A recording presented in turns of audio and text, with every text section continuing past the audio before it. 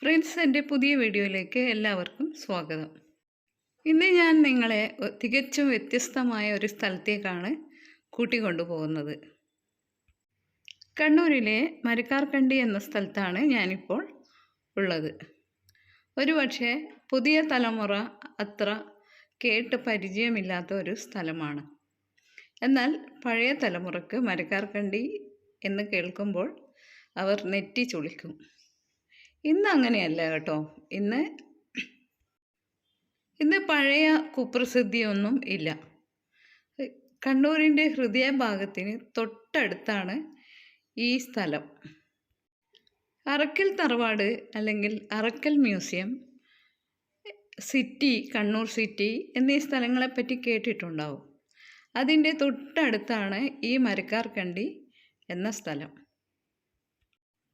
കണ്ണൂരിലെ കോട്ട, അറക്കൽ മ്യൂസിയം, ഇങ്ങനെ ഒരുപാട് ചരിത്രമുറങ്ങുന്ന സ്ഥലമാണ്.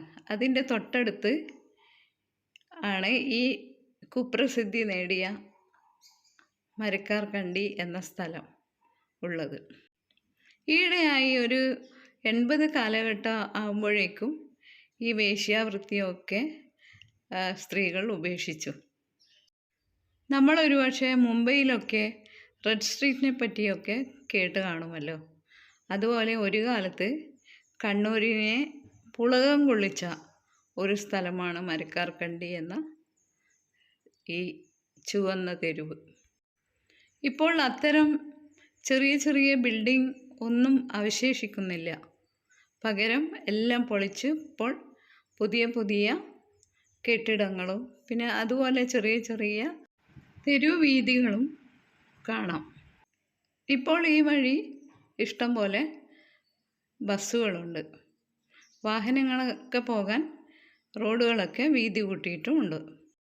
മരക്കാർക്കണ്ടി കഴിഞ്ഞാൽ താഴെ ചൊവ്വയാണ്. കുറച്ചു മുമ്പ് വരെ മറ്റ് വേശ്യാതെരുവുകളെ അനുസ്മരിപ്പിക്കുന്ന വിധത്തിലുള്ള ഇടുങ്ങിയ റോഡുകളും ചെറിയ ലൈൻ മുറികളും കൊണ്ട് നിറഞ്ഞതായിരുന്നു ഈ മരക്കാർക്കണ്ടി. കാണുമ്പോൾ തന്നെ നമുക്ക് പറയാം ഇവിടെ എന്താണ് ബിസിനസ് നടക്കുന്നതെന്ന്. അന്നത്തെ കാലം സ്കൂളിൽ പോകുന്ന കൗമാരക്കാരികളായ കുട്ടികളെ ഇവർ വലയിട്ട് പിടിക്കും. ഈ ബിസിനസ്സിലേക്ക് തിരിയുന്നതൊക്കെ അങ്ങനെയൊക്കെ ആയിരുന്നു. ഇപ്പോൾ ഈ അടുത്ത കാലം വരെ ഇവിടെ പെണ്ണന്വേഷിച്ച് പോലും ആരും നോക്കാത്ത സ്ഥലമായിരുന്നു. അത്രമാത്രം ചീത്ത പേരുണ്ടായിരുന്ന ഒരു സ്ഥലമാണ് ഈ മരക്കാർക്കണ്ടി. ഇവിടെ സാധാരണ ജനങ്ങളായിരുന്നു താമസിച്ചുകൊണ്ടിരുന്നത്. അതായത് ഹിന്ദു മുസ്ലിം മൈത്രി ഇവിടെ കാണാം. അതുകൊണ്ട് ഇവിടെ ഈ വേശ്യാവൃത്തിയാണല്ലോ ഇവിടുത്തെ പ്രധാന ബിസിനസ്. അതുകൊണ്ട് തന്നെ കുട്ടികളെ പറ്റി എല്ലാവർക്കും സംശയമാണ്. ഹിന്ദുവാണോ മുസ്ലിമാണോ എന്ന കാര്യത്തിലൊക്കെ എല്ലാവർക്കും സംശയമാണ്. തൊട്ടടുത്ത സ്ഥലമായ തയ്യിൽ, കണ്ണൂർ സിറ്റി, ഈ ഭാഗങ്ങളൊക്കെ അത്യാവശ്യം തിരക്കുണ്ട്. എന്നാൽ ഈ മരക്കാർക്കണ്ടിയിൽ ഇപ്പോഴും അത്ര ഭയങ്കര തിരക്കൊന്നുമില്ല. പിന്നെ ഉള്ളിലോട്ട് പോകുന്തോറും വലിയ വലിയ കെട്ടിടങ്ങളൊക്കെ കാണാം. എന്നാൽ ഇവിടെ പൊതുവെ ഒരു ചെറിയ ഒരു ഗ്രാമാന്തരീക്ഷമാണ്.